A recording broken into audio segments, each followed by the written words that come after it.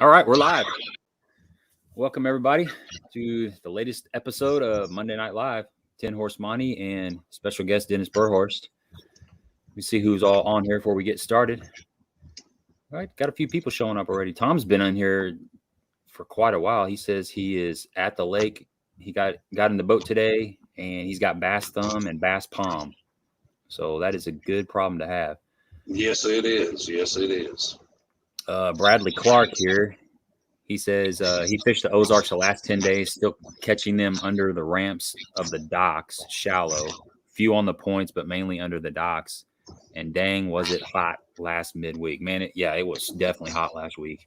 It got really warm, unusually warm around here. I mean, we usually have a few of those 100-degree days, and we had them last week. We absolutely did. Yeah, no wind either. I fished the last couple Wednesday nighters that I fished have been just completely miserable. It's we saw 94-degree water temps Wednesday. So I'd say it's in the upper 80s here too. It's been pretty warm. We've got a place down there, and I've been down there a little bit, and that water's pretty warm. It's like getting in a bathtub down here. Yeah, no doubt. You can just feel it when you pull those fish out there. Just toasty. Absolutely. So what do you do like this time of year when you're fishing tournaments? How do you approach like fish care? I mean, do you do the ice thing and the treatments? And what do you do? You know, years ago I used to do the ice. I'm a firm believer that taking a fish out of that warm of water and adding ice to your water and your live wells, yes, it slows their metabolism down. I understand all that. I think it also shocks the fish a little bit. I've never really had an issue with losing fish. My aerators run all the time. Good batteries, wholesale batteries. I've been dealing with them for a few years now, and I always had battery issues before, but I don't have battery issues now. And because of them, they fixed me up, gave me what I needed to get. And no, I've never really had an issue with fish dying in the live well. So I take care of them. I make sure they got good fresh water, some type of rejuvenate or something. And I don't believe in ice. I'm sorry. And some people may call me crazy, but it's just personal preference. I think it shocks the fish a little bit. And if you don't ever have an issue, then why use it, Yeah, that makes sense. So are you using lead acid batteries or AGMs? AGMs. Okay. Yep, AGMs. Chris Weisenhart at Wholesale Batteries called him a few years ago and said, "Hey, Chris, this is what I need, and this is what's happening." And he fixed me right up, and I've not had any issues ever since. So, yeah, they're good batteries. Yeah, I've been doing we've been putting a bag of ice in the live well before the tournament, and then I'll mix in some of the lake water with it. And then as soon as we catch, our first fish, of course, I'm fishing out of a 16-foot John boat, so my live well is kind of small. And then I'll put lake water in there, and then put the G juice, and then I got kind of a recirculation pump in there, and I'll run that. And I got 2 big gallon things of, they're big gallon frozen water bottle deals, and I'll put those in there. And it seems to be okay. I think that first fish, he's probably pretty cold when he goes in there, but so far it seems to be working okay. But I think you're right. Whatever system you got, if it's working for you, then keep doing it. But I do think that you got to use some kind of. Sorry. Go ahead. That's all right. I use the TH Marine oxygenator in my live wells. It seems to put plenty of oxygen in the water. But and I know a lot of guys that believe in ice, and I have no problem with it. I just really don't use it. I know I should, but there's not a whole lot going on when it's 100 degrees out. We don't fish many tournaments. When we do, we make sure we take care of them. Good deal. Let me catch up on some of these comments. Guys out there, how's the audio and the video? Hearing a little bit of a delay on your end, like a loop, but I think it's okay. I think we'll work through it. It's not overwhelming. Jeremiah Caldwell's on here. We got Doug from Auto Trieve. You ever heard of Auto Trieve, Dennis? I have not. Okay, you get a chance, check them out. It's kind of cool. I think you'd like it. It's a lure retrieval system that it mounts under the deck of your boat, and then you got 300-pound twine that comes up through the deck of your boat, and it's got one of those hound dog retrievers on there. And so you just reach down and grab it when you get hung up, pop it on your line, feed it down, get your bait off, and then, you know, reel it up, take it off, and then you set it on the deck of the boat, and it's got an automatic retrieve. Like the twine just goes back into the deck of your boat, underneath the deck of your boat. It's just like a rod strap, cool. Retractable. It's exactly what it is. It's the same thing as having it on a reel, but you don't have to reel in all the string and stuff, and it's not all over the place. But it's pretty handy. I've mounted one about 2 months ago on my boat, and I really like it. It's a pretty good product for sure. I will have to check that out. I will have to check them out. Silent Night. It's really handy. The thing I like about it is you don't have to look for it. You don't have to, you know, it's not sitting underneath the console of your boat, or it's not in your rod locker. It's right next to your trolling motor pedal, your recessed foot pedal right there. And so instead of reaching down there and trying to smack it with your rod tip and breaking a rod tip, you just boom, slap it on there, and you're done. It works pretty good. Silent Night says, can I use a swim bait in August? So can you use a swim bait? Do I use a swim bait in August?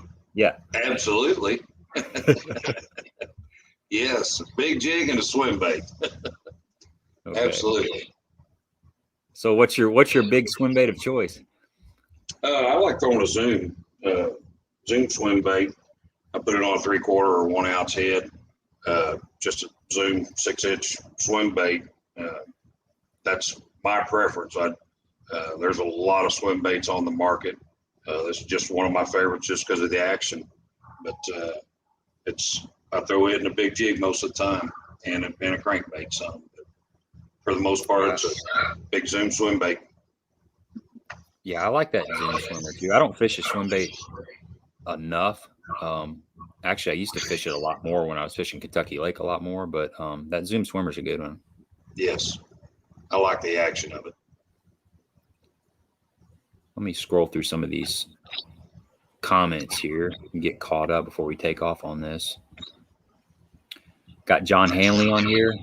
He says he wishes he was catching in the Lake of the Ozarks. Okay, here's a question for you from Jacob. He says he just joined the live stream. He says he has a hard time figuring out how to put the night bite together. So any tips, dock lights, you know, what's some advice you have for Jacob on night fishing? Night fishing, we typically fish, or I used to typically fish around brush. I haven't been night fishing in years, but I used to love it. I'd stay up all night, fish all night, fish till about 4, sleep till about 6, get up, fish another hour, and go in. But typically it took some type of structure, whether it was brush or rock or brush pile next to a dock. Yeah, dock lights help, you know, that attracts the bait, which attracts bait fish. So any type of structure, I think it's better that you're fishing around some type of structure at night. So what about some baits for night? Do you keep it pretty simple, or do you have a bunch of different stuff you throw? No, pretty simple. You know, you can catch them on a big spinner bait, a 10 or 12-inch worm, big jig. Typically, it's a big worm, something that you could pull through a brush pile really easy without getting it hung up. But there's several ways to catch them. You know, if it was me and I had to go on a night tournament tonight, it'd be a big red shad worm, you know, or plum-colored worm, just hitting those brush piles 20, 25 foot of water. Even shallower at night, you know, you can catch them anywhere from 10 to 25. But if it were me, it'd be in a brush pile somewhere. Okay. With a big worm, of course. Like I said, it's so much easier to get a big worm. You can Texas rig it, get it through that brush without any problem. What do you What size weight do you typically put on a worm of that size, fishing, say, 20 foot deep? Well, if you're anywhere from 3/8 to 5/8, you know, if I'm fishing in brush, it's usually a little bit lighter. I don't want anything real heavy. But to me, that worm floating around down there, they get a little more time to see it, especially at night. And you know, 1/2 ounce is probably the most typical size, depending on how deep. If they're 20 foot deep, yeah, 1/2 to 5/8. But if they're a little bit shallower, you know, you can get by with a 3/8 or 7/16 weight. Okay. Are you pegging that weight? Absolutely. Yeah, I like to peg it. That just keeps the weight at the hook. A lot of times, you know, you get that weight away from the hook, and it's on one side of the limb, and a worm's on the other side of the limb, and the fish bites it. Then you got the weight tangled up, or the fish is on the opposite side, it's tangled up. So I like to keep them together. I use a 6-cents bobber stoppers, peg it on top of the sinker, you know, down on the head of the hook, and it works really well. It keeps you from getting hung up a lot more. I like those 6-inch bobber stops. Yes, they're nice and beefy. You don't cut through them. I do a lot of punching around here, and a problem I'll have with cheaper bobber stops is you'll slice that bobber stop out with the braid after you catch a bunch of fish. But that 6-inch seems to hold up quite a bit better. Absolutely. Tom says his first fish of the day was a 13.5-inch crappie on a sweet beaver. Surprised him. That's big crappie. hungry crappie. That's right. Let's see. Okay, so Silent Night has another question. He says, can he catch striped bass in the lake near the dam midday in August? I guess he's talking about Lake of the Ozarks, I'm assuming. Lake of the Ozarks. You probably can. I don't fish for them, but, you know, they are in the lake. There's a lot of them in the lake, stripers, hybrids, both. But no, I don't fish for them a whole lot. I know that there's a lot of people that do, and I'd say you can. They may be a little deeper than normal. You know, you might not be able to see them coming up schooling as much, not in August. August on Lake of the Ozarks is pretty the boats are really heavy down there. So if you're out on the lake in the middle of August down by the dam, it's tough fishing. So if it were me, it'd be, you know, at Truman, the white bass and stripers run up there too. So I don't, like I said, I don't fish for them, but I catch them occasionally. But I'd say you can catch them around the dam. Early, better get down there early in the morning before the boats get out. Yeah, it's brutal. Yeah. Steve says we have a little bit of an echo, so I apologize for that. We'll just try to work through it. It's kind of like when I first start talking, it seems like the echo's bad, and as I carry on, it kind of dissipates, but we'll work through it. It's not, I don't think it's enough to mess things up too bad. So Mags 120 Fish 1 says pure oxygen system. You won't need anything else. He's kind of referring to the fish care. So he's big on just a pure oxygenator type of system.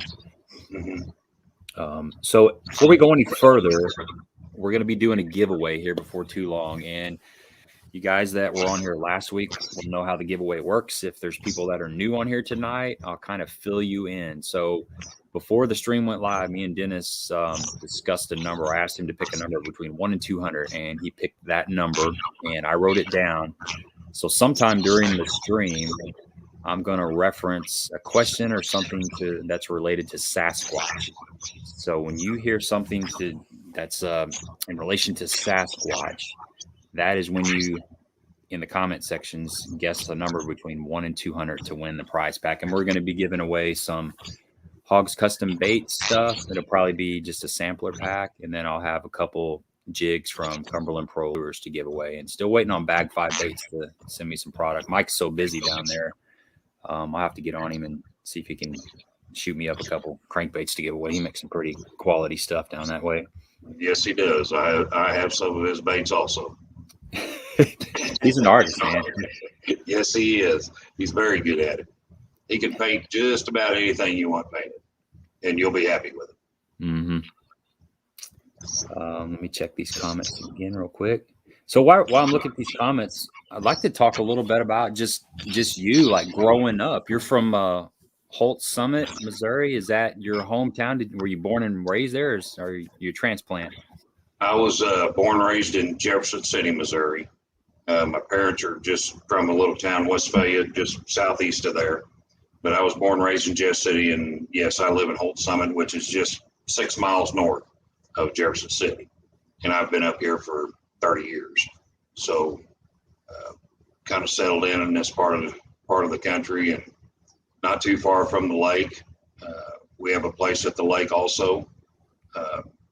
So we spend a little bit of time down there in the summertime. But I'm not too far from where I was born and raised. So what was it like growing up there? Did it have didn't have a Walmart or anything big? Was it just a small town? Hawgz Summit is, yes, but Jeff City, that's the capital of Missouri. It's got the Walmart and the Taco Bell and all that. So yeah, we grew up in a big town, although we were on the little end of it. We were on the very east end of it. But it's a town of about 65, 70,000, with the outskirts, hard to tell how many are there now, but, it's a really big place. Hawgz Summit, it's a little bitty town. Yeah. We've got a McDonald's and a break time and a couple other gas stations, but, and a Mexican restaurant. We got a Mexican restaurant real close too. So, and a pizza joint. So we're good. It's a good place to live. That's why we're still here. So there's a Mexican restaurant in every town, I do believe, and on about every third corner. That's right. Gary says he is watching women's volleyball and he's multitasking. So I'm glad you got enough room for us, Gary. Do appreciate that, because the other can be quite distracting. Yes. Frankie's down in Florida. What's up, Frankie? Good to have you on here, man. So what about growing up? What were some of your jobs growing up? Like some of the odd jobs. What'd you do as a kid? How'd you make some money? Well, believe it or not, I had a paper route, like a lot of kids tried. I had a paper route, and then I mowed some grass. I became a lifeguard. Believe it or not. At one time, I had a body where I could put on a Speedo. But I was a lifeguard for several years. And then I worked cable TV, traveled all over the country installing cable TV. That was the new thing back then. Went from there. I went to work at the Painters Union as a drywall taper. Worked there for a few years, and then recently I just retired from the Carpenters Union that I had a little over 31 years in. So that's kind of my history. I did a few other little things. I worked at Riley Chevrolet for a few months and O'Reilly Automotive a few months and stuff like that. But as a kid, you kind of jump around because you always think there's something better, But I settled in the Carpenters Union and started drawing my pension back in October. So I'm pretty happy with that. Congratulations. So you got plans on doing more tournaments? Are you going to expand your tournament stuff, or? Yeah, I fish a lot now. A couple months in the year, July and August. I don't fish that much, but come the end of August, September, October, November, it's pretty busy. There was a year that I did fish all the back then it was EverStar Toyota series. I fished all those one year, and I've decided this year I'm going to fish them again, or next year anyway. I'm still working.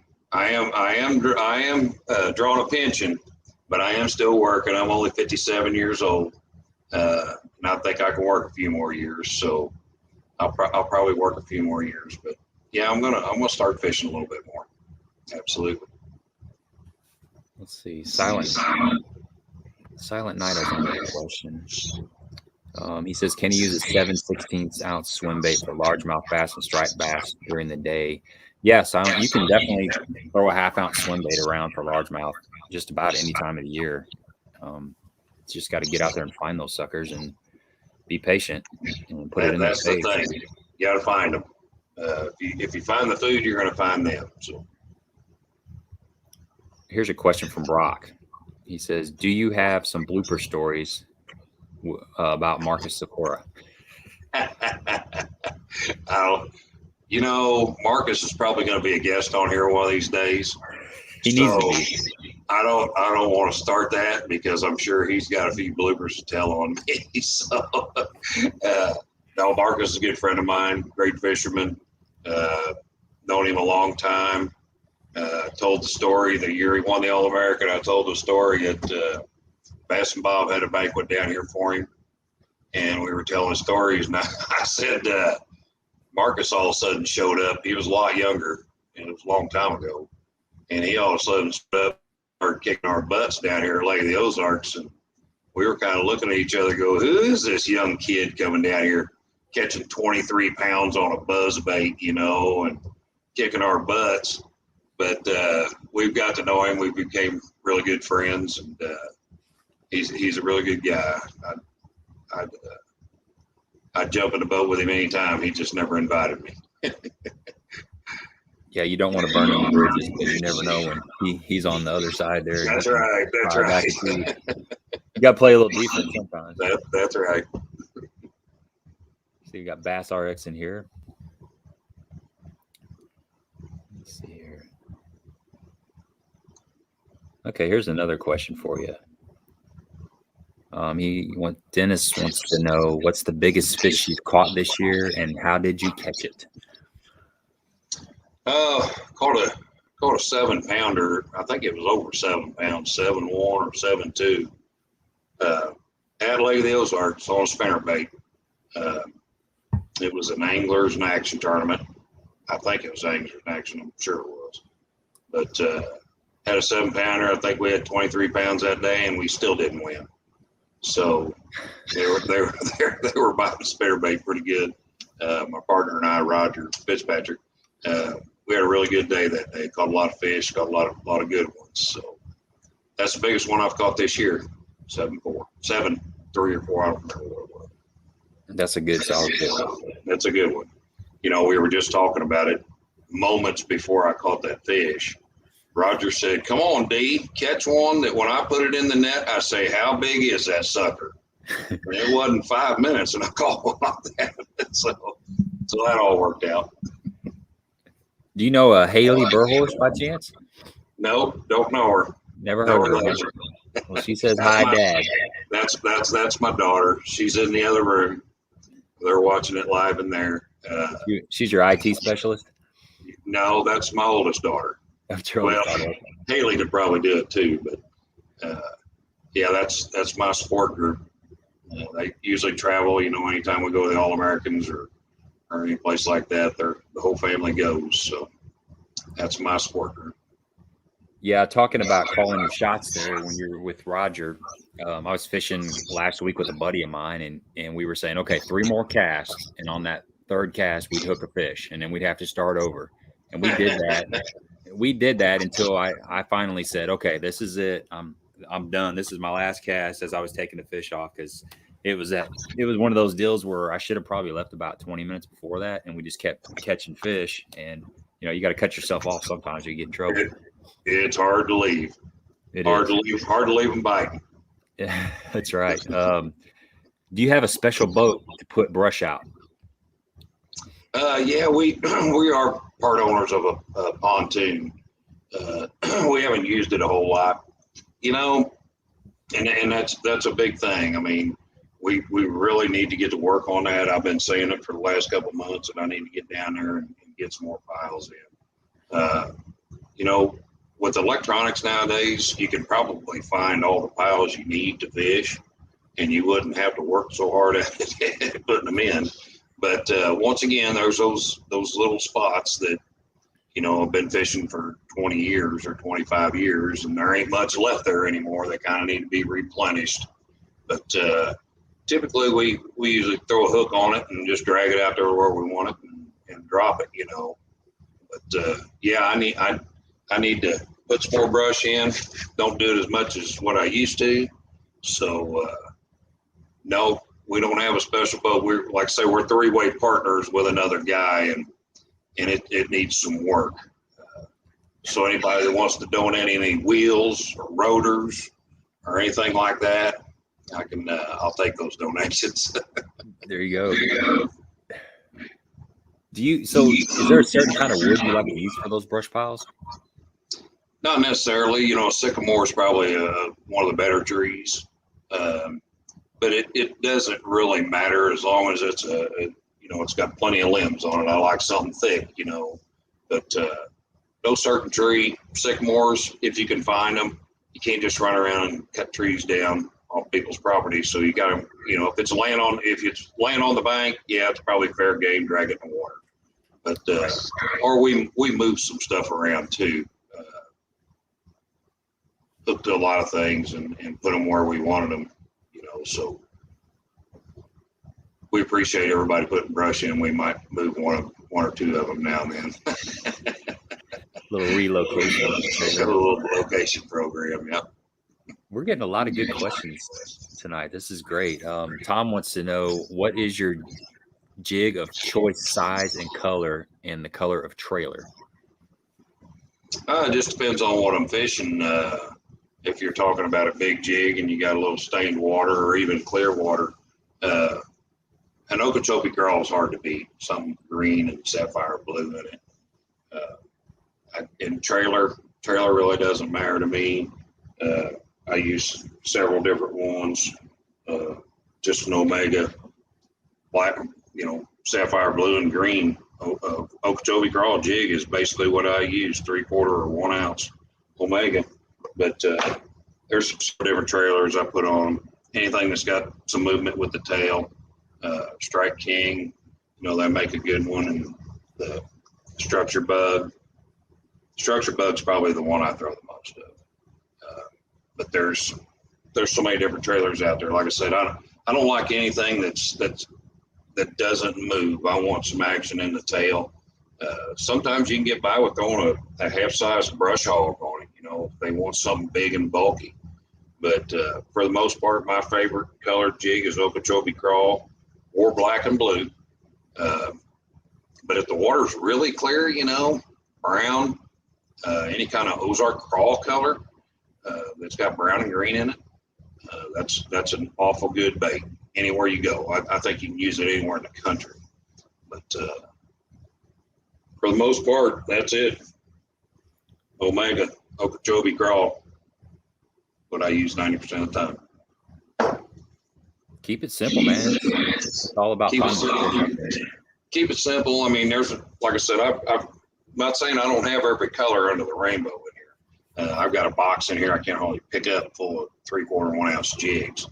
But if I'm on a go-to jig where I'm going to see if they're going to bite it, that's what I throw right there. And it can be clear or dirty, either one. So just keep in mind, a lot of this is confidence.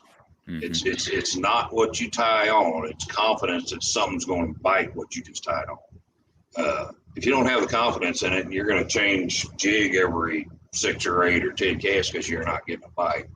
I don't do that. I tie a jig on and they're going to bite what I'm throwing, or I'm just not going to get a bite. Most of the time, it doesn't take the color. It takes the confidence where you're throwing. You got to have a starting spot, right? I need a spot. I need a spot. Yeah, you got to have someplace to drop a trolling motor too. That's a big thing. You know, we fish so many tournaments. You know, I spend a lot of time, as much time as I can, practicing, and that's the fun of the game, is finding them. Because once you find them, then the excitement is you don't sleep the night before because you know you're going to go catch them, especially if you've got a spot to start. So I like to practice. A lot of times I don't get practice, but when I do, I fish hard. I fish daylight, sometimes dark, trying to figure them out, trying to find out where they're at. So I do have a place to go fishing the next day. Sometimes it don't work out, but a lot of times it does. So practice does help. Yeah. So you fish a lot of team tournaments with Fitzpatrick. And how do you guys approach a tournament? Like, say you've got and Anglers in Action coming up. Are you guys practicing together, or do you split up and maybe one of you tries a certain area and the other one tries a certain area? How does that work with you guys? There's always an area where they're biting, and especially talking about some of the bigger lakes around here, there's always an area. You can split them up into 3 or 4 different areas, and there's always an area where they're biting better. And yes, we never practice together. He goes one way and I go the next one, go the other way, and maybe the next day or the day after that we swap. And there's been a lot of times we look at each other and we can't get a bite, and it's like, well, you go there and I go here, and we typically figure something out because we kind of know where they should be or what we're going to do. But it's all a lot of it is lake knowledge also. We both grew up here, and when we say you go fish that and I'm going up the river 60 miles and fish this, we know where each other are going to go. We know what each other are going to do. So it makes it fairly easy for us to practice, although we're not in the same boat. We fish alike. I've learned a lot from him, and I hope he's learned some from me. So it's we've been fishing together a long time, so we usually figure something out. Yeah, I think you do based on the results. So what makes a good team tournament partner? Because there's a lot of people out there that are interested in getting into tournaments, and one of the best ways to get into a tournament is to go into like a team trail. So what do you consider some of the best ways to, the best characteristics of a team partner? You've been in the boat with Roger for a while. Obviously, you guys work together good. What makes 2 people jive together in a boat? Well, you just said it. We work together good. We like to fish the same way. We can be out in the middle of the lake fishing a drop a quarter mile from the bank, and I'm going to try to hit that bank. I want to hit the bank, but I can catch them deep. I can catch them shallow either way. But there's certain times, that we look at each other and we don't know what we're going to do. We look at each other and say, well, what do we do now? So what makes us alike is we think alike, we fish alike, and he's my brother-in-law, he's my best friend, and we click together, So that's what makes a fishing team. You can't just say, hey, just call me, I'll meet you at the ramp and let's go fishing. Yeah, sometimes that works, but most of the time it doesn't. So we spend our time out there, especially in the team stuff. We'll practice a day or two. One way, he goes one way and I go another. And same way with pro-ams, we share a lot of information. Say, did you get him? How'd you catch him? Same way with me. We talk back and forth, and hopefully it helps each other. And I think a lot of times it has. So, when you're partners, he said a long time ago, if we're going to do this, we're going to do it together. So that's the way we've been doing it for several years. We've been doing it together. So who gets the front of the boat? Well, we fight over the back. we've grown to know that either one of us, doesn't matter who's in the front, either one of us is going to catch them. So we fight over the back. We're getting old. I don't like my foot on that trolling motor all the time. So, Roger will shut it off, or I'll shut it off somewhere and say, get up there. And we'll sit there 2 or 3 minutes arguing over who's going to get in the back of the boat. So it doesn't matter to me. I've got a lot of confidence in him, and I know he's got confidence in me. So it's if we stop someplace and I jump up there, he has no problem with it, and I don't have any problem with him jumping up there, because we have a lot of fun too. We have a lot of fun in the boat. So it doesn't matter to me who's in the front, because I like I said, I know he can catch them. So. I think that's the first time I've heard that. Everybody always wants to be in the front of the boat. No, not us. Not a team tournament, or pro-am, of course you have to be, but Not in a team tournament. We don't care who's up there. Even when they're biting, you know, it's your turn to get up there, you know. But sometimes it works where the guy in the front catches them all, and sometimes the guy in the back catches them all. I mean, you just never know. And it's happened both ways with us. So we work together well, and it doesn't matter to me if he's up front. Yep. It all weighs the same. It all pays the same. Always the same. That's right. Yeah. Do you guys typically throw the same baits? Like, say you're flipping a line of docks. Are you one flipping a soft plastic, the other one a jig, or how's that work? Absolutely. Yeah. We never throw the same thing unless they're really, really biting and you can't get a bite on anything else. But typically there's never two baits of the same color or shape in the water together when we're fishing together. I think that's real important.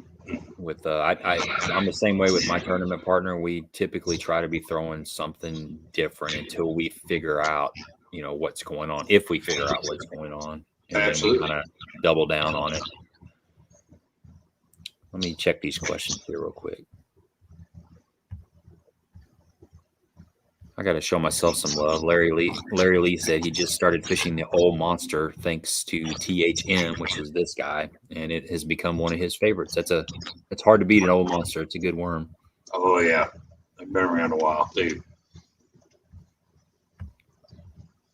Okay, Jacob wants to know: is there a typical water temp to look for during the summer to spawn to start fishing more bait orientated? Baits like a spinnerbait and a crankbait. I'm trying to make sense of that totally. Okay, is there a typical water temp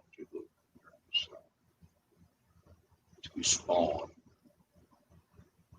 in the springtime? Is that what he's asking? Maybe he's thinking water temp going from spawn to summer when you could start fishing spinnerbait. I'm not really sure, Jacob, what that means. Because you can fish both of those baits during the spawn and during the summer. And pre-spawn. And pre-spawn. That's right. Yeah. So maybe rephrase that a little bit, Jacob, and we'll find it again. You know, a little bit of that answer there is that water temperature doesn't really matter. Those fish are going to move up. They'll either spinnerbait before they spawn, while they're spawning, and after they spawn. So you're still talking about water temperatures anywhere from 42 to 57, 58 degrees. You know, they'll bite a spinnerbait anytime. Steve wants to know any advice for Big Bass Bash in October. Yeah, I've been asked that question a lot of times. If it was me, it definitely have to be. If I'm fishing for a big fish, it'd probably most likely be a topwater bait. Topwater, Alabama rig, anything that's going to catch a big fish. Your chances of catching a big fish are on a big bait are probably better than they are on anything else. So one thing I would definitely throw would be buzz bait, spook, something like that for topwater. But you can catch big ones flipping in October. It's that's just a lucky deal to catch that big one.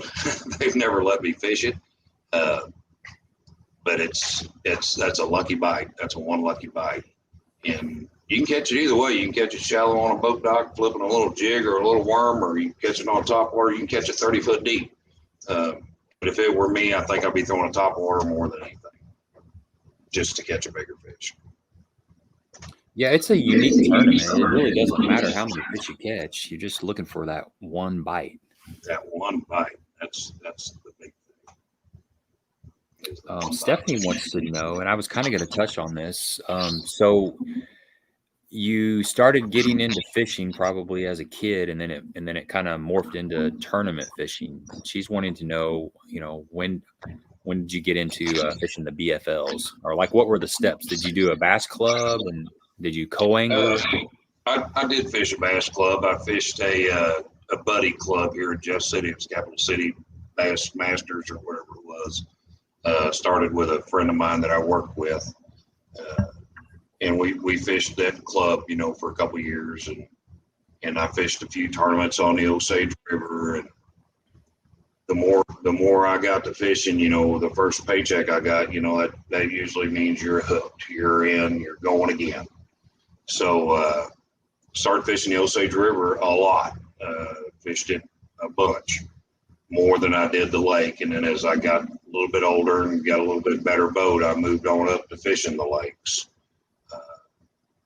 Fished some team stuff on several lakes in Missouri, never left Missouri at that time.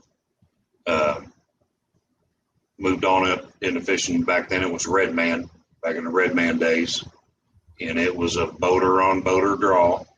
You flipped a coin, see whose boat you were taking, where you were going. You split your time in the boat. I never did go as a co-angler or any of that. I just jumped in there and went. So as time went on, I began to fish, more and more pro-ams, more and more buddy tournaments, and so on and so forth. But I started out on the creek, fishing in a creek.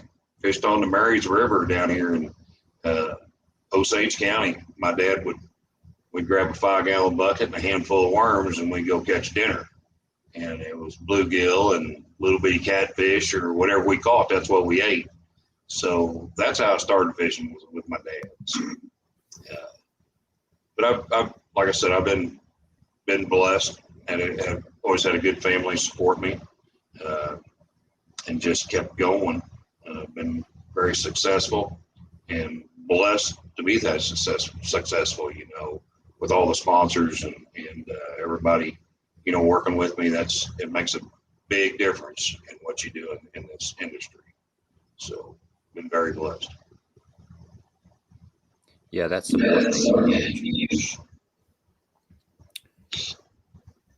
So Bob wants to know, what rod setup does Big D use for skipping docks, light and heavy weighted baits? Well,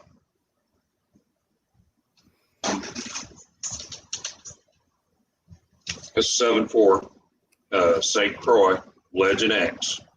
One of my favorite rods. I use it in several different series, but skipping docks, 16-pound test. Gamma fluorocarbon, half-ounce jig, use a little ball head Apex jig, Zoom, Z-Crawl Jr. I flip a little better than I skip. I can skip it also, but that's basically my setup. I mean, it's a 7.4. Actually, I think this is a heavy. This is a heavy power rod. Heavy with a fast action. I like something that I can get them out of those docks, whether they're behind them, under them, over the cables, between the foam, whatever. I like to get them out of there, and St. Croix has been a big sponsor of mine for a long time, and they make the right stuff for me to fish with, and that's why I use it. But for the most part, I use 16-pound test. I do go to 20 if I'm fishing a lot of cables and stuff, but Gamma is just so abrasive resistant line, such a abrasive resistant line that you can get by with 16 a lot easier than what you think you can. So I just like the lighter line, half-ounce jig. That's basically my setup, loose speed spool, BB1. So once again, it's a confidence thing. I know a lot of guys that like a 7-foot rod. I know guys that like 7.6 rods. 7.4 is perfect for me. I don't like to go below, a 7.4, 7.3 rod, just because I do tend to set the hook a little bit hard sometimes. So I don't want another bad day. When I was fishing with Roger in the BFL this year, I drew him as a co-angler, and we got on a jig bite, and he unspooled that 16-pound test that he had on his reel, sat down in the boat and pulled out 20-pound test and spooled it up right there in the middle of the tournament. Because I'm not sure if he thought we'd really get on him on the docks or not, because he was kind of planning on a spinnerbait bite, and it wasn't happening. And I caught one on a shaky head off a dock, and then he started getting some bites, and he just sat down and took all that 16-pound off and put 20-pound on. So I thought that was kind of cool. Yeah. You know, you kind of get that feeling, you know, depends on where those fish position too. If they're behind that dock or over cables and up underneath that pad or whatever, that's fine. I mean, I like that 16. I can feel my bait a lot better with it because I don't use a very heavy bait. It's 3/8 or half. And I just like that feel of that 16. But I've used 20 plenty of times too. So but that's my favorite setup right there. Dennis wants to know, what is your favorite lake to fish? I'm going to say besides Lake of the Ozarks. That's a tough call. I really like Grand in Oklahoma. There's a lot of lakes in Arkansas I like to fish too, but you know, I'd have to say it's here. But besides here, it'd probably be Grand Lake in Grove, Oklahoma. Okay. So you've been fishing Lake of the Ozarks for how many years? Have you been fishing Lake of the Ozarks? Long time. Probably over 30 years. Yeah. Okay. So in all your time down there, have you ever ran across a Sasquatch or heard a story about a Sasquatch down in that neck of the woods? No. Okay. Just thought I'd ask. See who's paying attention on here tonight. No, you may. You never know. I've heard some trees fall in the woods. It made me a little nervous. I've heard them too. Yeah. We see a lot of bobcats around here too. The last couple of years, I've been seeing quite a few bobcats, and I've told my tournament partner, I said, "There's no way I'd camp in the woods around these lakes because I'd be nervous all night long with these bobcats running around." They won't hurt you. I don't know. They ain't gonna have the opportunity. As long as I'm in a boat, they ain't gonna hurt me. Right. Let's see. Silent Night has got. Oh wait, I missed a question here from Rock. This is kind of an important question. He says, "Be honest about this. How many waypoints do you have on Lake of the Ozarks?" You know what? Not as many as what you would think. I mean, I have a lot of places. There's a lot of times I delete those waypoints. I can find them back fairly easy, but to answer the question, I can't honestly tell you how many places I have that I've fished on Lake of the Ozarks. Just if I had all the waypoints where I fish, you probably wouldn't be able to see the screen. There's a bunch of them. I don't think there's too many places that I haven't fished there. No, there's a lot of times I don't go by waypoints. I basically know where I'm at and what I'm going to fish when I'm in that area. And there's sometimes I do put waypoints on them, but at the end of the day, or before I go out again, I don't want to look at all them dots. They're, like I said, once again, they're pretty easy to find. And a lot of times when you're fishing structure, those fish move around anyway, or they're moving out there on a point with the current or without the current or whatever. But yeah, I've got quite a few in the memory bank. Yeah. I'm looking at all these numbers coming in from the question tonight. I don't see the number yet. You guys are all around it. I tell you something I did last year. I got mad because I wasn't catching fish like I thought I would be, and I deleted all my waypoints. I just got mad one day. I went out, I shot a little video of it. It was, I deleted all my waypoints, and I wiped it clean. Some of the stuff I wish I would have saved because it was kind of sneaky stuff, but I've since went back and I've got probably 300 or 400 waypoints, in a matter of just a few months. It doesn't take long to start finding stuff, but I just got mad. I need a fresh start. They get kind of confusing to me, whether it's a deep, I'm out there fishing shallow, fishing boat docks, and I got all these waypoints now. Is that a deep spot I marked out there, or is that the mouth of that pocket that I marked, or, so sometimes it's best to wipe them clean and start all over again. But there are spots out there that are the size of the hood of your truck too, and those are the ones you keep those points on. Those are the ones that are really hard to find. So, but for the most part, I don't use waypoints unless I'm fishing offshore structures.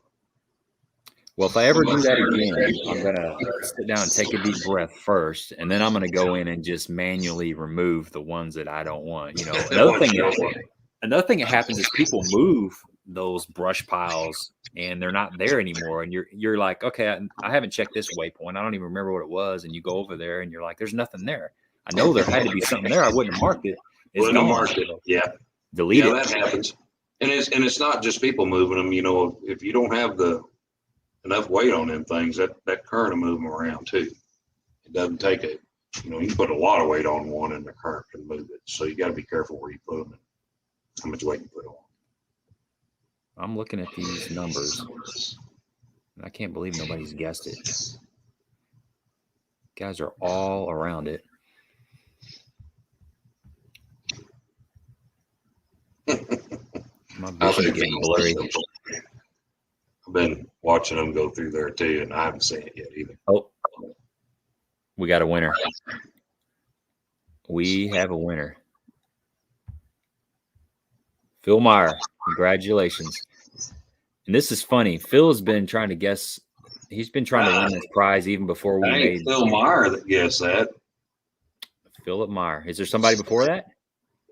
Stephanie Siston. Where's she at? Well, the number was 75. Yeah. I just seen a Stephanie Siston go by at 75 on it. Let me see. Phil Myers guessed every number between 1 and 200. So he's been guessing for like 4 weeks. He's going to eventually hit it. Let me go back up.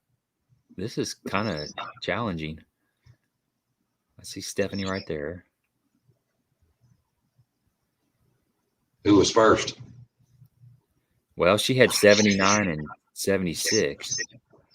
Oh, she didn't have 75? No, it was 77 right below that. Or right above Phil's was 77 with Stephanie. Let me go back down there again. Gotta find it.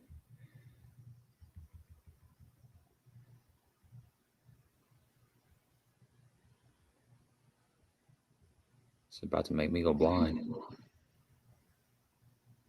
Looking at all them numbers. Yeah. Okay, right here. So Stephanie had 79 and Phil had 75. That's the first that I see. Okay. I think that's it. Yeah. So Phil, you know how to get a hold of me, buddy.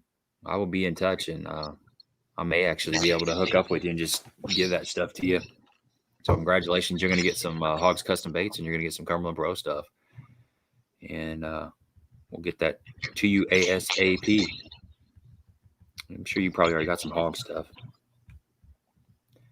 So let's go back up here into the other questions and see where we were at.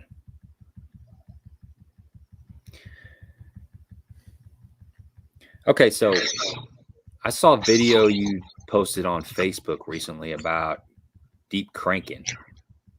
What are you looking for when you're out looking for spots to deep crank? And is it the same kind of area you would fish a jig and you just decide to, pick up a crankbait because they're not biting the jig? How do you make that decision? Yeah, some of it is. It's just depends on where the fish are in the water column, if they're on the bottom or if they're suspended. Most of the time, if they're on the bottom, you want something on the bottom. You want to feed them on the bottom. But if those fish get suspended and get up closer to the top, it's nice to throw a crankbait through them or swim bait through them. Either one. Brush is a big key. A lot of people don't like to throw a crankbait at brush and get it hung up. But if you do it right, you can throw that crankbait past that brush pile, and once you feel that line hit that limb and the bait starts coming up, just let off of it. You can typically get it over top of a pile. Or use that type of bait, a 10, 12, 14, 18 foot running crankbait. Typically when the fish get up off the bottom, suspend.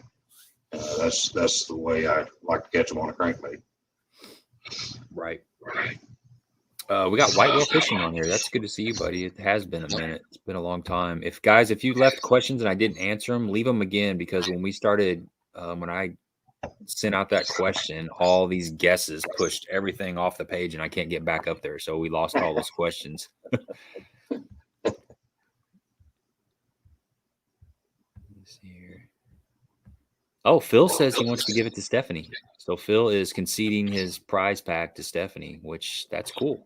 You're a good man, Phil. You're a good man. So Stephanie, I think I've got your email or I got your address, but if you don't mind, send it to me again on 10 Horse Money Facebook page, and that way I'll have it fresh. I think because she won a giveaway last year, so good for her. Yeah.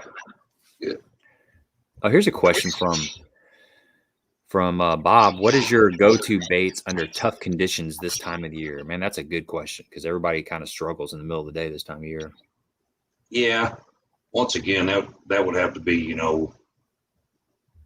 staying out there in that 20 to 30 foot of water, fishing around some type of structure. Those fish, in the heat of the day, middle of the day, they want to be someplace where no sun on them at all.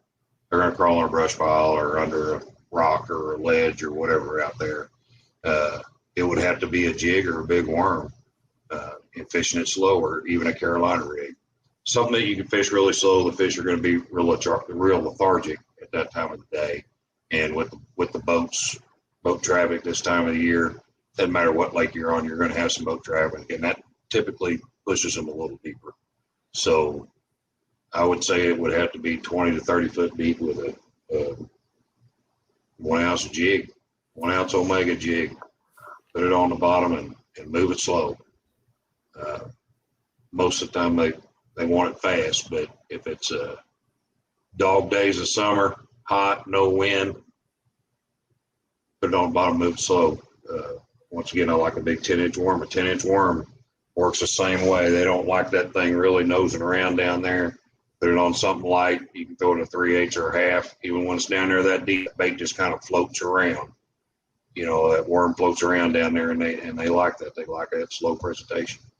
When it's tough, that's about all you can do. I got to show you this worm real quick that I just got from Hawgz Custom Baits. They just sent this to me, and it's a big mamma jamma.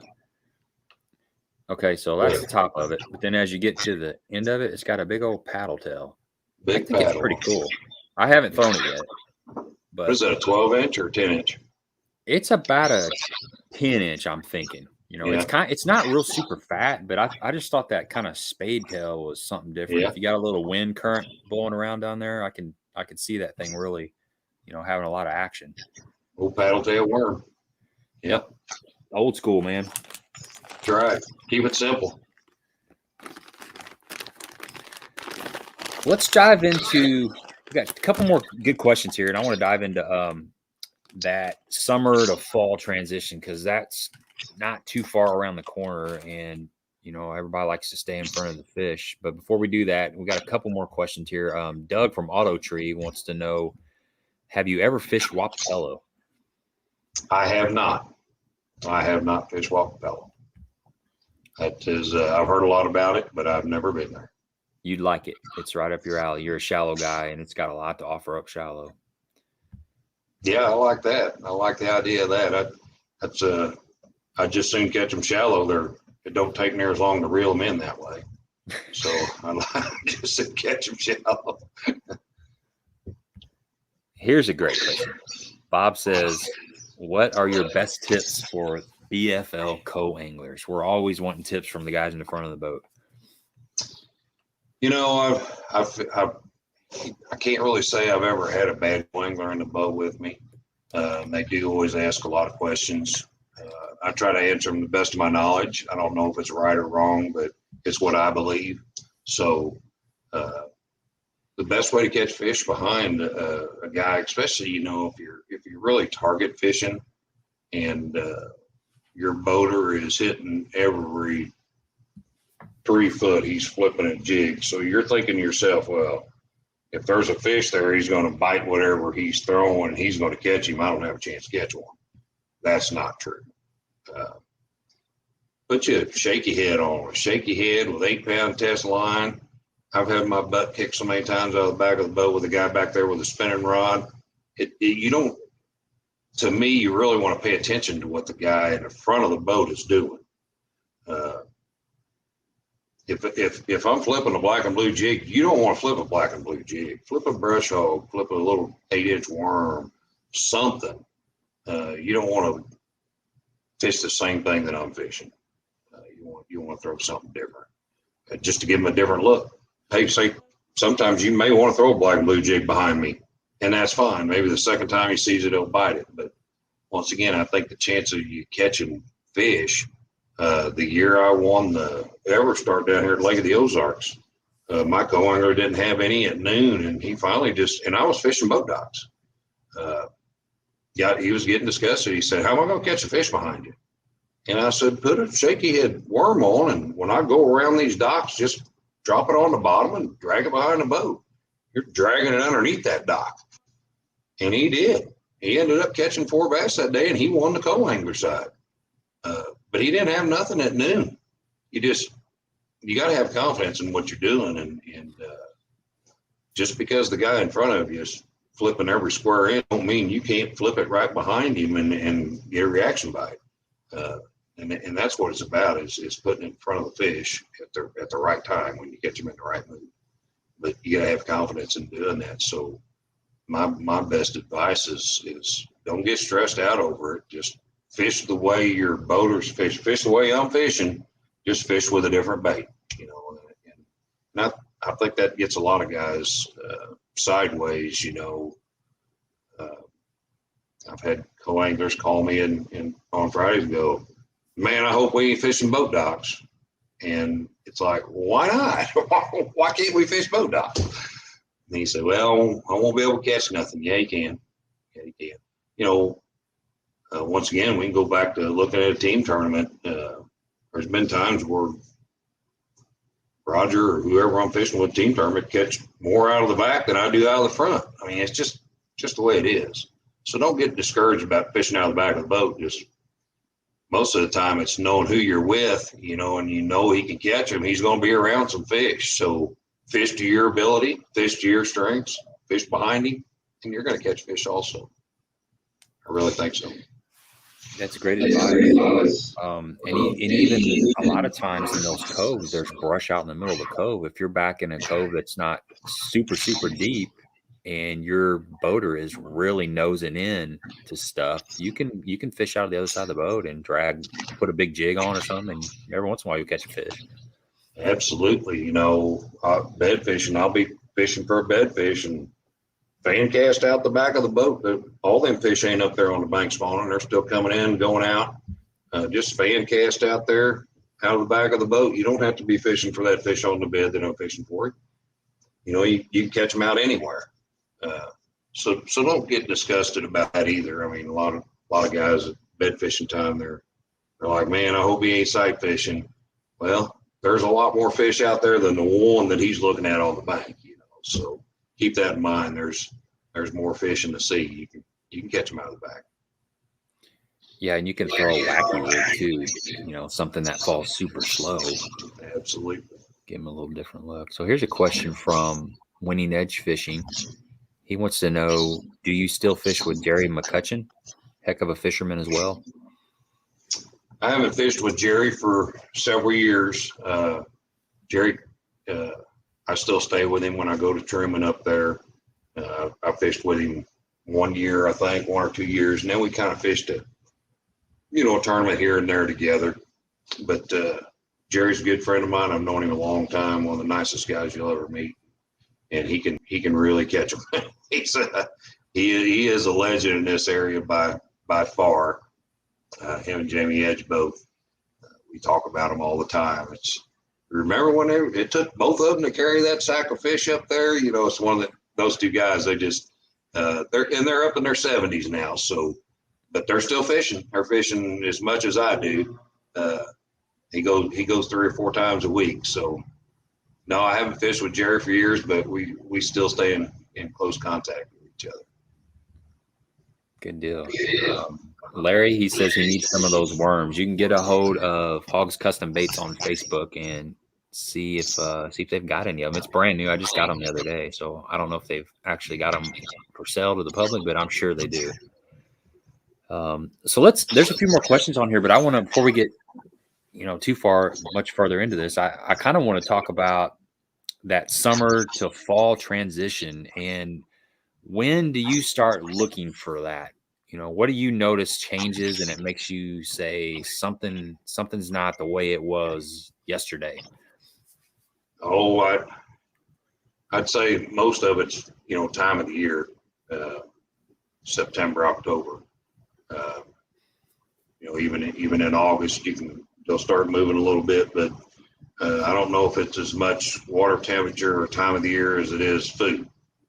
And just what we've called it for years is food. We don't call it shad, we call it food. So where there's food, there's fish. And in the fall, that's what you have to have.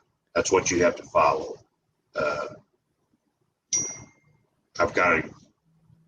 Like everybody, I've got my own areas that I like to really fish and concentrate on. And there's sometimes where I'm wanting them there and they're not there, but it's all about that forage. And if you don't have the forage there for them, you're not going to find the fish. They're still out there where you were catching them in July and August, because that's where the food is. But once that food starts to migrate, that's what changes me from a big jig to a little jig. And sometimes it happens September, sometimes it ain't till October, and they can stay out there as well. You can catch them out deep, and you can catch them shallow boat. But once they go shallow, that's where I'm going. I'm going to go to the bank with them. But it's all about the food, following the food. So you're in the summertime, you're out fishing deeper, and say you start noticing some of the areas you've been catching fish, there's no bait there. The groceries are gone. Is that when you're going to start maybe, obviously it's late August, September, maybe you're thinking, well, fall's getting close and you don't see the bait fish out there. So you're going to start maybe looking further back in the coves, or what do you do in that situation? Absolutely. And I've said it 100 times. How do you find them? Well, you start at the mouth of the creek and you go all the way back. Sometimes you fish the whole cove, up one side and down the other, get out in the middle, all around, find out where them shad are. Even if those shad are halfway back in the creeks, a lot of times you're going to find some fish on the bank halfway back. Those fish are foul on them. They don't all stay out there in the middle, but they don't all run to the bank either. So that's part of the fun, is finding out where they went. If I don't get a bite out here deep, I'm going to go to the bank. If I don't get a bite on the bank, I'm going to go back out deep. I'll figure it out, or they're halfway in between. But in the fall, they make that transition, and there can be a tough time. There can be a tough 2 or 3 weeks there where they're really on the move and they're hard to catch. But it's before that and right after that, it's really good. So there's always that little lull in there. It's kind of like a post-spawn lull. They get done spawning, the majority of them do, and they get a little bellyache before they really go to eat again. And I think that same thing happens in the fall when they start moving. They're just a little harder to find, a little harder to catch. Yeah, man, it can be really tough. That's for sure. So how important is it to find that section of the cove where the fish are relating to? And then I always wonder, you hear people talking about fishing certain docks in a cove. How do you go about that? And then when you do figure that out, can you actually run different coves and just fish like the third dock back, on the left side? I mean, is it that specific at times? Yeah, you can. I'll tell you one more story. The year I won the Ever Start, I caught a 5-pounder off the same boat dock out of the same hole every day of that tournament. Wow. 3 days straight, between the same 2 pieces of foam, I caught a 5-pounder each day on that one dock. Crazy. So maybe that's the only dock on the lake like that, but I found it, and once again, that's just from fishing, from experience in fishing. No, you can't do that all the time. I mean, I've never duplicated it since. In fact, every time I go by that dock, I have to fish it. And Roger's like, you ain't never caught one here. Not with him, I haven't. At other times. So, yes, you can literally run a pattern, and it's fishing 6 docks here and 4 over there and 3 out there. And you can literally do that. But once again, It's where that food is in the creeks. You know, you can go halfway back and the food's out here in the middle. Go to the bank, fish that pocket, and you'll get a bite. Well, you move on back a little bit further, and you go to that pocket back there, and you won't get a bite because the food's not back there that far yet. It's not made it there. So that's basically what I look for is I look for food and how it's transitioning in the creeks or on the main lake. Either way, it's out there deep or moving up on the main lake. That's how once again, water temperature doesn't mean anything. It's where the food's going. Yeah, when I was fishing with Roger, I know I'm bringing this up again, but we were fishing some of those docks, and he had one dock, and he said, "You see that little bit of a brush pile sitting back there on that second slip?" And he said, "One day I was fishing. This is back in 1946. I was fishing with Berhorst, and I flipped a jig up underneath there, and we caught a 6-pounder, and we called it 6-pound dock." He had a name for almost every dock down there, and he could tell you about a fish or two that he caught on just about every one, which I thought that was pretty cool. Yeah, we got some strange names for them, but that way we keep them secret. We don't say the creek name. We got names for all them creeks that ain't even on the map. That's right. That's that insider information. That's right. So 3 baits for the fall time, going from summer into fall. What are your top 3 baits? Or 5 baits or 7 baits, whatever. I'm going to say a little jig, a buzz bait, and a square bill. Dave's Custom Baits. B2. Hard to beat. Hard to beat. He makes these baits. Shad color, or what color is that? Basically it's a yellow, the chartreuse black back, but this is more of a yellow black back. It's, once again, I don't think color makes a whole lot of difference to that either, because it's going by them so fast. It's a reaction deal, but this is more of a yellow color, black back, orange belly. You can go to Dave's Custom Baits. He'll paint you any color you want. He's got lots of colors you can look at. I think swim jig, buzz bait, throw an Omega swim jig. Most of the time it's white. Sometimes throw a black one, but Omega Custom swim jig, hard to beat also in the fall. It's to me, like I said, I like to try to match the size, but once again, those bigger baits that catch bigger fish, and Omega makes some big baits. They make big baits and they catch big fish. But I'm going to say it's going to have to be a jig, buzz bait, and a square bill. If I had 3 baits to choose from, and you're going to mix some other baits in. You're going to mix in a chatterbait and a swim jig and stuff. But for the most part in the fall, I'm going to have a flipping stick of bait for the most part. Not saying they won't buy anything else. Top water, spook, frog. They'll buy that stuff, but I feel comfortable with a flipping stick of bait. Yeah, that's good. I mean, you can't argue with that. We have a lot of grass around here, so I kind of get into a frog and a punching type thing. But I like grass. I wish we had some grass. Bring some of that stuff up here. We got plenty of it, man. I wish the homeowners wouldn't spray it. You guys could probably keep some of it. Yeah, that's what happened here years ago. I heard stories about Lake of the Ozarks back in the heyday. It had some pretty good grass stretches. I never did see that. It was about the time I started fishing when they killed all that stuff. So I never did get to fish the grass. I seen very little of it, nothing matted. And I've had some success fishing matted grass in Arkansas, Lake Ouachita. I'm qualified for All-American there. I think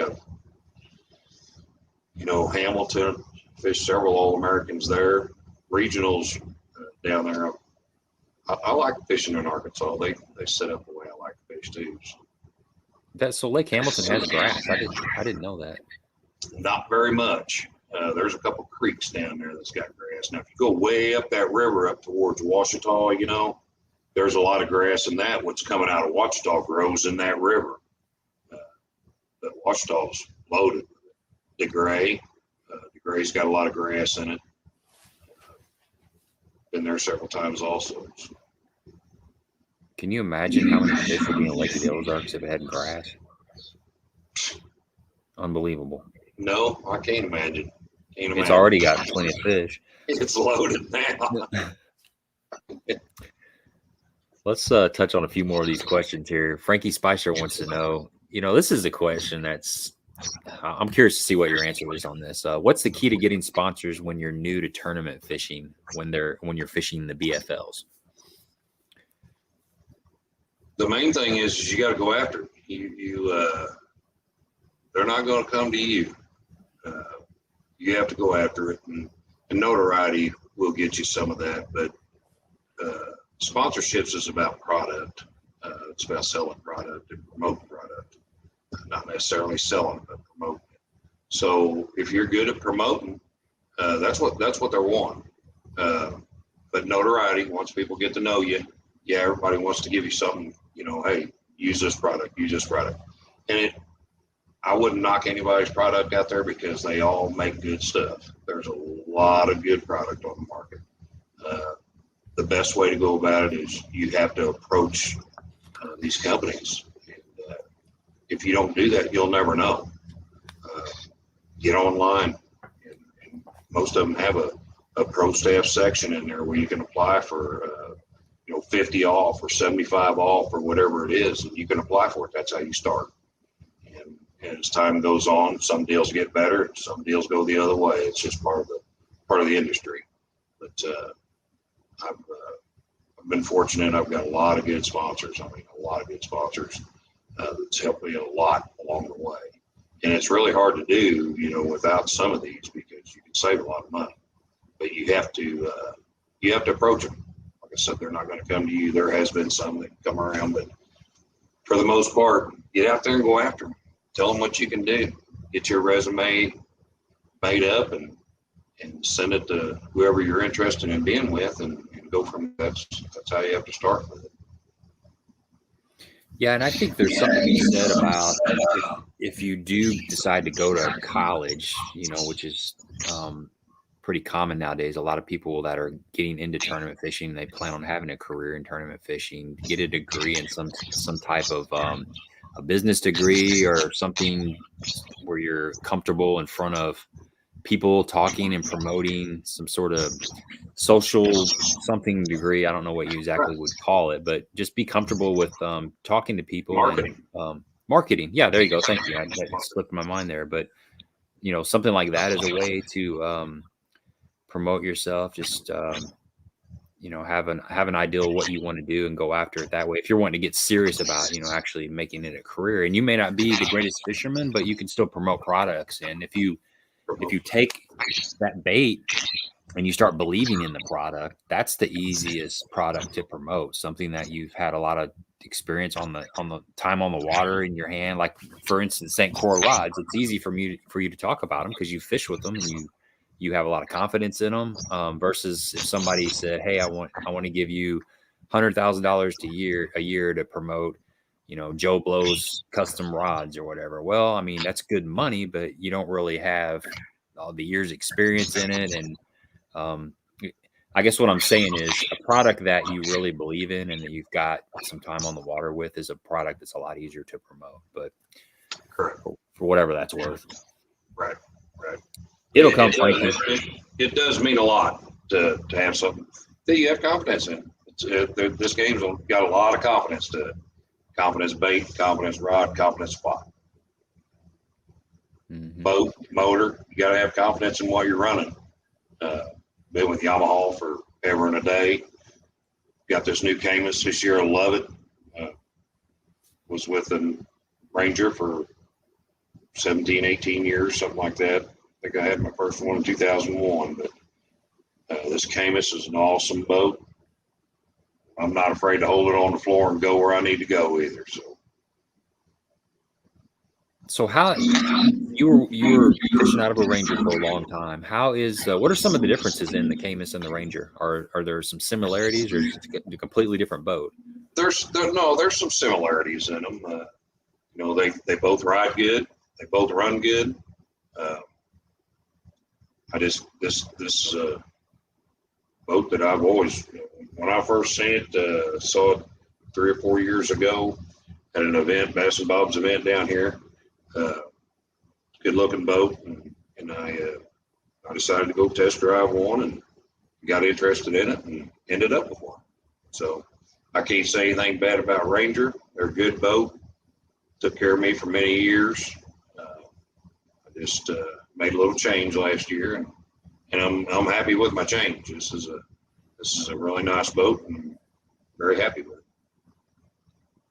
Yeah, I saw one last fall at Lake of the Ozarks. I was fishing the Super Tournament down there, and Brett Gervaux had, I think it was Brett that had a new Caymas, and I got to sit in it and check it out, walk around on the deck, and it was really nice. It's a good looking boat. I didn't get a chance to ride in one yet, but I'm sure it rides pretty good too.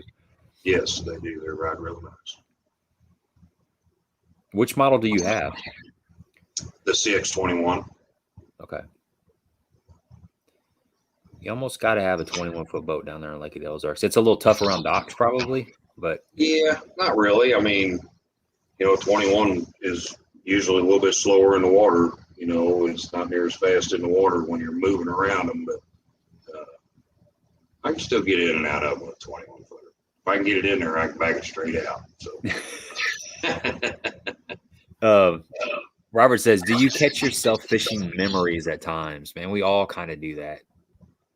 Yeah, you can get caught up in that, and I do it. I do it a lot, and until I realize what I'm doing is until I change, But yeah, in fishing history, it can hurt you. It can also help you, but it can hurt you real bad if you get stuck in that groove and go back to fishing that same stuff, or not even history. It's part history, but you're catching fish shallow for so long, and then all of a sudden they're gone. It's like, oh, I can still catch them on the bank. No, you can't. You might be able to catch a few, but you're not going to catch them like you are out there. So you can get caught up in fishing history. I don't like to do it, but you always have to check history. If you check history, that tells you if you can fish history. If you know what I'm saying. If you run a little pattern that you ran last September and it works, it works. But if it don't, you better do something different. Get away from that history. Go do something different. Dude, that's a t-shirt right there. What's that? You can check history to see if history is working. That makes total sense. Around here, I'm always gravitating towards that grass. And you're right. They're not in that. They're in the grass, but a lot of times there's more way out off the grass, even though it looks good and juicy. And it goes back to what you said about the bait and the groceries. If the food's not up in there, the bass aren't going to be in there, no matter how good that millful looks. Yeah. They're still going to be out there. You want them to be there. Yes. You want them there real bad, but they're just not there yet. Yep. 1,000 yards later of punching grass, and you don't get a bite, and you're like, maybe I should go another 1,000 yards. Yeah. So Bob says, we already know the answer to this. So what's your best flipping bait for the fall? It's a jig, but what if a jig's not biting for some ungodly reason? Do you have a backup plan on flipping bait? It'd be a brush hog. Hands down, it'd be a brush hog. It's going to be one of them two all the time in the fall for me. And what about fall rate? Fall rate's critical. I've really been kind of paying attention to that the last couple of years. Sometimes, you won't get a bite, and you can change the fall rate either by a trailer or by the weight of the jig, and all of a sudden you're starting to get some bites. Is that something you find at times? I hardly ever do I ever fish anything over a half ounce. Most of the time, if it's plastic, it's quarter ounce or less. Jig, it's never less than 3/8. It's 3/8 to a half. But plastic, I tend to throw a little bit lighter weight, just a little bit slower fall for plastic. But a jig, I don't throw a jig anything under 3/8, but it's typically a half for me. Just personal preference. Once again, I used to have everything from 1 ounce down to a half. Now it's everything from a half down to a quarter. So I just got it. Makes you slow down a little bit more. Throwing something lighter makes you fish it a little bit slower. bigger the bait, faster you fish it.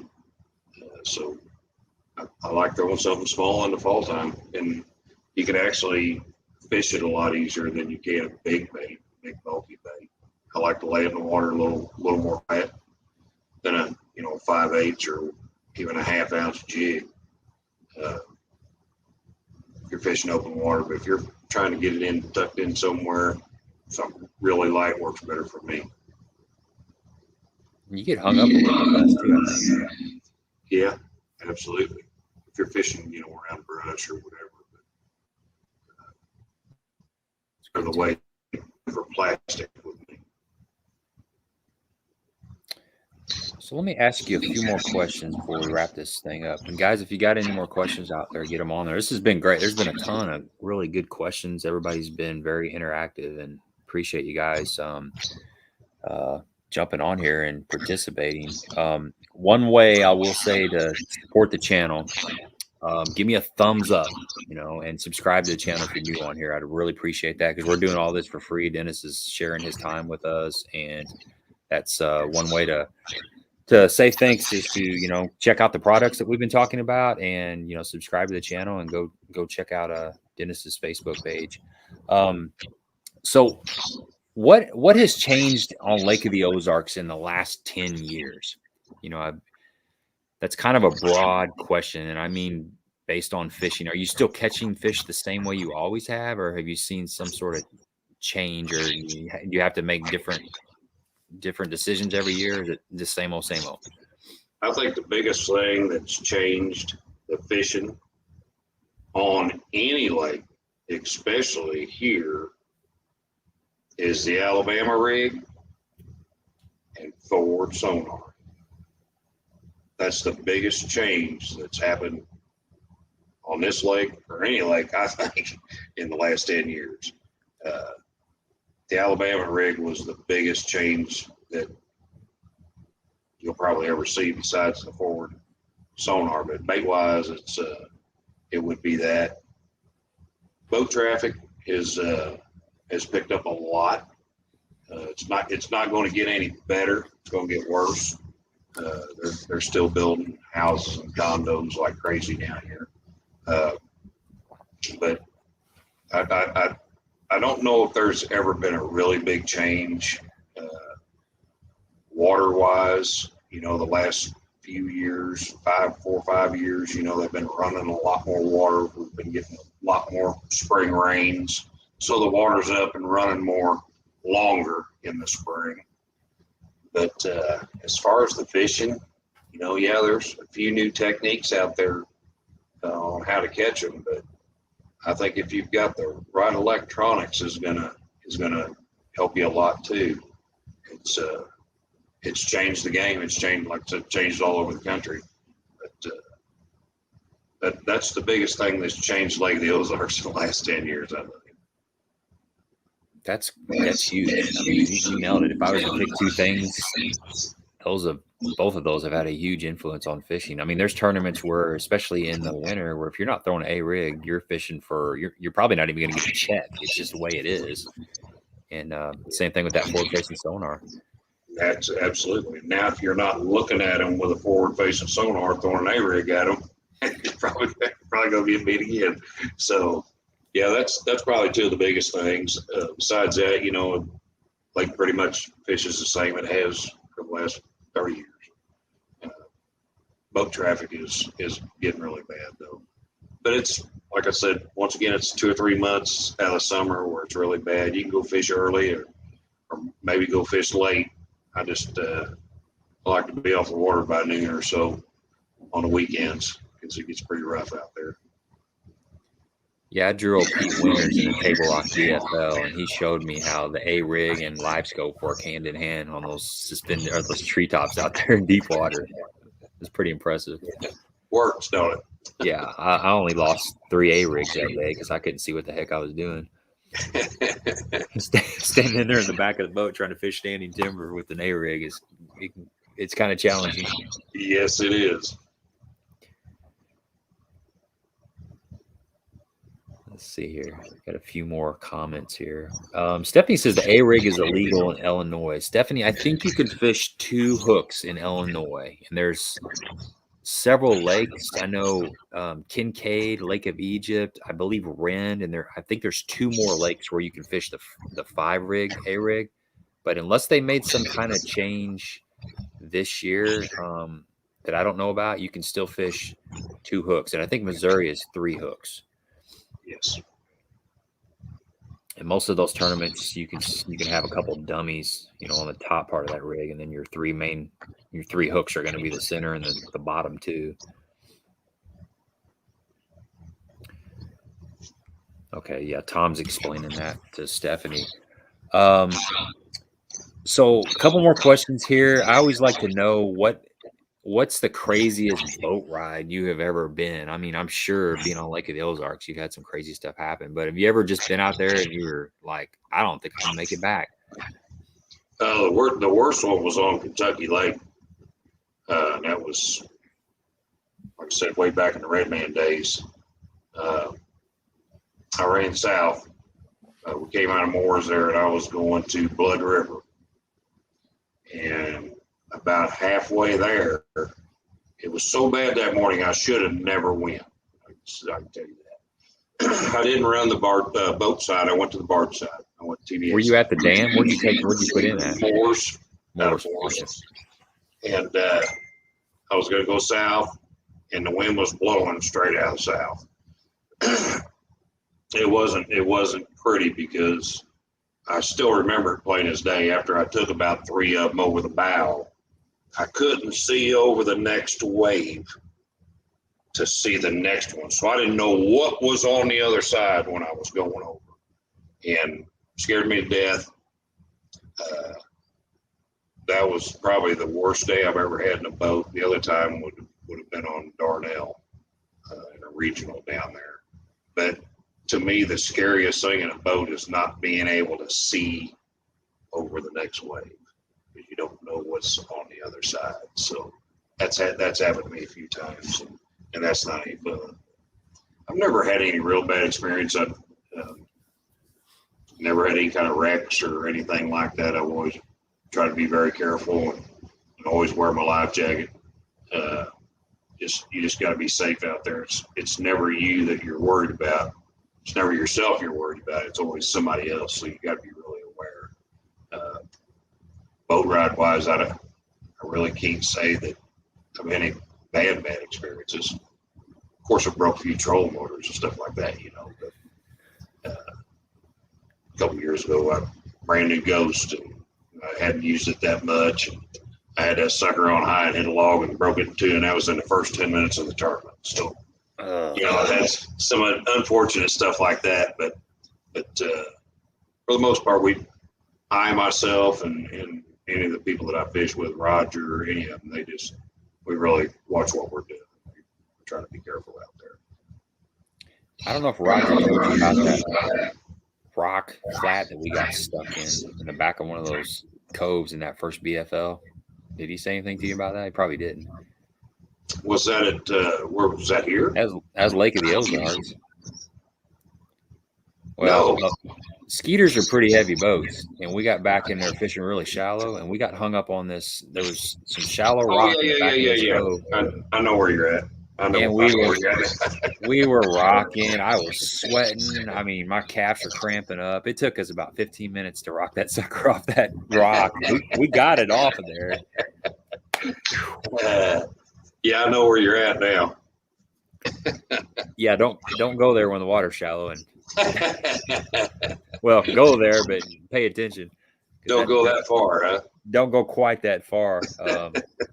Yeah, and Kentucky Lake, dude. That Kentucky Lake is, man, it's notorious for eating your lunch in the wind. I've had some sketchy boat rides. I fished the LBL division and the BFLs down there for several years, and you get that wind blowing north or south, and the waves just kind of lay out weird. They're not big even rollers. They're not synchronized. No, it's choppy. It's scary, dude. I've been in some pretty nasty stuff down there too. That Kin Lake area, like the 68 bridge down through there, that can be real sketchy. Yeah, it gets to rolling. Yeah. So what do you got? What do you got coming up tournament wise? You got some stuff coming up? Yeah, I've got another Joe Bass up at Truman here in a couple weeks, and then Bassin Bob's. It gets busy. We got a BFL, got an Anglers in Action Championship, Joe Bass Championship, BFL Regional. There's a lot of stuff coming up. So, yeah, it'll be a busy fall again, but we qualified. I think Roger and I qualified for 4A championship, and of course we'll both go to regional at not Bull Shoals, but the one below it, Norfolk. I've never been there. Don't know anything about it. But yeah, it's busy, and then we have the Bassin Bob Invitational here in November, and it starts all next year. Starts all over again. So we got a busy schedule coming up. Yeah, that's great that Bassin Bob, all the stuff that he does down there for that lake. He really puts his heart out there. Yeah, I'll tell you, that fish intel and all that. He's great with it. He loves doing it, and he's done a lot for the industry around here, very lot. And, very thankful to have him in the area. You fish any of the winter tournaments? Oh yeah. Yeah, if it ain't froze over or anything, we like to go. But that's the other thing about Bob. He don't want to get in anybody's way, and so he has them during the winter. And if we can have them, we have them. If not, he pushes them off to the next week. So he's always trying to make it work. So be sure and visit Bassin Bob's and Fish Intel. They're very helpful. A lot of knowledge on that webpage. So be sure and check that out too. Yeah, I'll leave a link to that. I left a link to your Facebook page, and I'll leave a link to Bassin Bob. So if anybody that's on here right now wants to go check in the comment section, description section of the video and the playback, you can find Bassin Bob on there, because he does a lot of good stuff. You got a lot of great sponsors. Some of the first jigs I ever fished were Omega jigs. The first time I bought like a dozen jigs was Omega. I bought a lot of those. The Baby J, that 5/16 ounce finesse jig. That's a pretty good jig. Caught a lot of fish on those before I started fishing the Cumberland Pro stuff. So excellent product there. Roger, he caught a lot of fish on Truman on that swim jig. I saw that in action. That's a pretty good swim jig he got there. I fished the chompers, the table rock bait and tackle chompers. I make what they call a brush jig. Awesome jig. I've known Sonny and Ed for a long time, and they provide me with a lot of plastics too. You can check out that table rock bait and tackle. They got a lot of good products, and they also make a very good jig. So. And then boatwrx too. If you're looking for a boat, go check out boatwrx. We went down to the bait shop they've got down there. I think is it Branson? Baitworks. No, it's in Springfield. It's in Springfield. That's right. Yeah. That's a nice shop, man. I was impressed. They had a lot of product in there. It looked really good in there. Big. He's really built it up. Yeah, go down there and check out the Caymas. They carry Skeeter, Bass Cat, several brands of pontoons, and good people. Check out this Caymas boat. I run a Yamaha on mine. Been with Yamaha a long time. And very nice rig. You'd be very impressed with it. I've got a lot of good sponsors out there. I mentioned Dave's Custom Baits in St. Croix, Lawrence. They've got a very user-friendly product. Been using them a long time. And very, very good units. Can't be happier with the Ghost trolling motor. Wholesale batteries, TH Marine, Gamma. Like I said, that Gamma line is something else. It's strong, very dependable. I don't change my line as much as other people do. I might leave that line on there for 3 tournaments or 4 tournaments, just good line. Been with them quite a while too. So check out some of those products. I think you'll be happy with them. That Gamma stuff's tough, man. I got a free spool of the mono. This is probably 20 years ago, and I want to say it was like 12-pound test. And I know some of it's just slightly thicker, but I just remember I got hung up and I was trying to break that crap and I could not break it. It was like I had 30-pound line on there. I had to go over and cut it. I just couldn't, I wasn't strong enough to break it off. Kept pulling my boat to the brush pile. Yeah. It's good quality line. Grundon's, I did pick up another sponsor this year, Grundon's Clothing. Man, they've got a lot of good products out there. Check those out. Their new stuff is coming out this fall. It'll be out in October.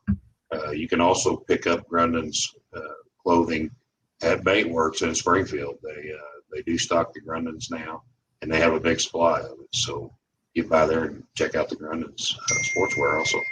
Yeah, I'll have a look at that. That's a new one to me. We got one more question from George. Before I ask that, if you talk to Marcus, tell him to hit me back. I sent him a text a while back, and he's snubbing me a little bit. He needs to get on here sometime so he can tell some stories about you. George says, "What's your favorite bait for very deep, straight bluff walls?" It had to be a spoon. I don't fish that way very often, but if it's a straight bluff wall, you know, you'd almost have to fish something straight up and down, depending on the depth of them. I mean, you could crank them, spoon them, swim bait, but if they're really deep, I would think I'd get on top of them with a spoon. Would be the best way to catch them. Spoon or a big swim bait, but if they're really deep, straight up and down bluff wall, it's hard to say if they're 5 foot or 50 foot, but you would think you'd be able to back off of them and get a crankbait, depending on the depth of them, and throw that depth of running crankbait, whether they're 14 or 22. Throw that kind of crankbait or big swim bait. But I think a spoon would probably work the best. You could swim a big Omega jig for them too, probably. Yeah, do that. All right, man. We're gonna let you go. Okay.